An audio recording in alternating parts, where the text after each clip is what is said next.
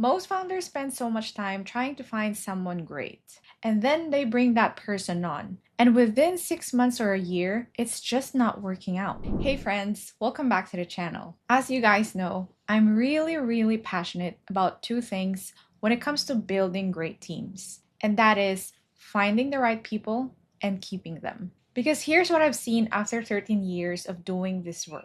First, as an EA myself, and then building and leading a remote EA team. Most founders spend so much time trying to find someone great, and then they bring that person on. And within 6 months or a year, it's just not working out. And a lot of the time, it's not because they hired the wrong person. It is because they did not know what to look for in the first place. So in this video, I'm going to walk you through 7 qualities that I truly believe separates the EA who becomes truly irreplaceable from the ones who do not last. And I want you to keep this in mind, whether you're about to hire or you're evaluating the support that you already have. Let's get into it. Quality number 1. A lot of founders assume that a good assistant asks a lot of questions. And yes, asking the right questions at the right time is important. But what I've seen over and over again is that the EA who truly free up your time are the ones who stop coming to you with questions and start coming to you with recommendations. And there is a real difference between those two things. When someone asks you a question,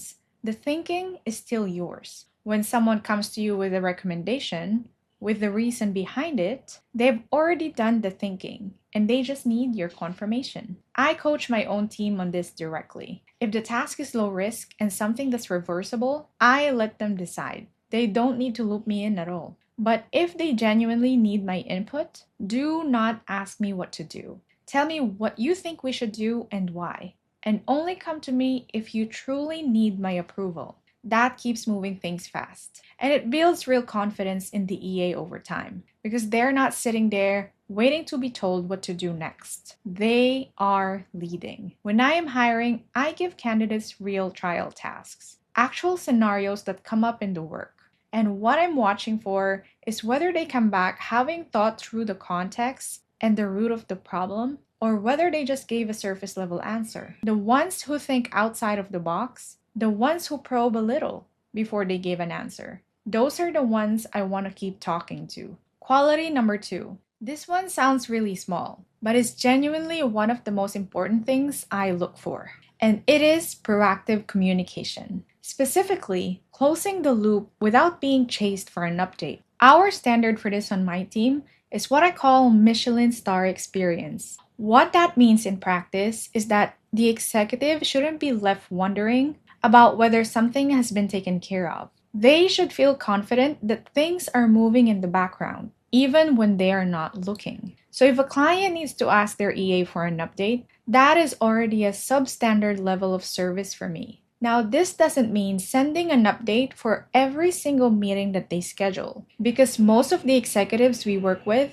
have back-to-back days, and that would just overwhelm them. It's really about balance, communicating on major milestones, flagging things when something changes, making sure that the executive is never caught off guard. That is the standard, and it is the one I hold for myself and for everyone on my team. Quality number 3. Pattern recognition in human behavior is something that I've developed over a long time in this work. And it is one of the things I actively look for when I'm building my team. Because here is what separates an exceptional EA from those who are not. And that is the ability to read the situation before being told what the situation needs. And what does that look like in practice? It is not just knowing what's on the calendar. For example, if an executive has just come back from 2 to 4 weeks of travel, a strong EA already knows that the first 2 to 3 days is not business as usual. They anticipate the backlog, the decision fatigue, the context switching.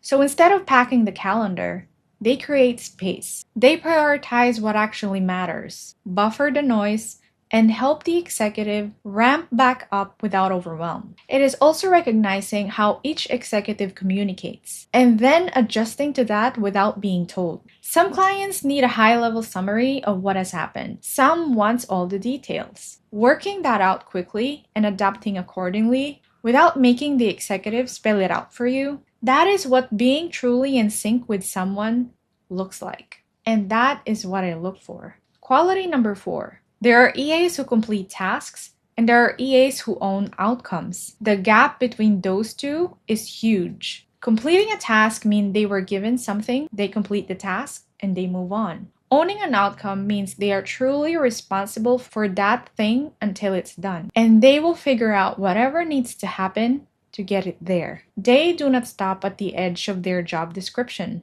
One of our high level clients said something that stayed with me when he reflected on what was different about working together. He realized that we handled things to completion, that previous attempts at getting support means they have involved him managing systems. What changed was that we owned outcomes, and he felt that difference very clearly. The way I frame it with my own team is very simple. We move things to completion. I expect ownership. When I am hiring, I use trial tasks to see this in action. I check whether they take work seriously, whether they think about the context, whether they are truly trying to solve a problem, and not just complete the exercise. Quality number 5. This is something I really talk about a lot. The difference between leading transactionally and leading relationally. Because I've seen how much it determines whether a client or a team member stays long term. There are EAs who show up, do the work, and are perfectly professional. And then there are EAs who genuinely care about the person they support. And that shows up in ways that are really hard to quantify, but very easy to feel. A transactional EA does what it asks. A relational EA notices when the executive is having a hard week and adjusts. They remember what matters to that person beyond the calendar. They understand that their role is not just to manage tasks, but to genuinely support someone so they can show up as their best self to the work that only they can do. And I've also experienced this from the client side. One of the executives I supported sent me a message that I've never forgotten. He said he wanted to give me a raise because I was doing a great job and he cannot live without me. That kind of appreciation comes from truly caring for the person and not just the role. Quality number 6. The nature of an EA role is that it naturally changes, and it changes a lot. What an executive needs from you in month 1 is not what they need in year 2. The business evolves, priorities shift, and new challenges come up that were never in the original job description. And so the EA who truly last are not just the ones who are adaptable, they're the ones who genuinely love that part of it. They want to learn new things. They seek out new skills. They do not wait to be taught everything. And they do not shrink away from unfamiliar territory. And I believe this applies just as much to the people leading these teams as it does to the EAs themselves. One of the things I genuinely regret in building my own business is that I did not invest in mentors and coaches sooner. I spent years figuring things out the hard way when there were people who already walked the same exact path and could have shortened my learning curve significantly. And so when I see that same love for growth in an EA, that genuine curiosity about what they do not know yet, I know I'm looking at someone with real long-term potential. And quality number 7, there are EAs who manage your time, and there are EAs who protect your energy. And those are genuinely not the same thing. Managing time means the calendar is organized, the inbox is sorted. Protecting energy means thinking carefully and consistently about what you bring to your executive's attention, knowing when to handle something quietly and when to surface it, and understanding that every single decision that you put in your executive's attention costs them something, even the small ones. A great EA absorbs cost wherever they can. They filter, they decide, they handle, and they only bring things to the executive when it requires them. Everything else gets handled before it reaches them.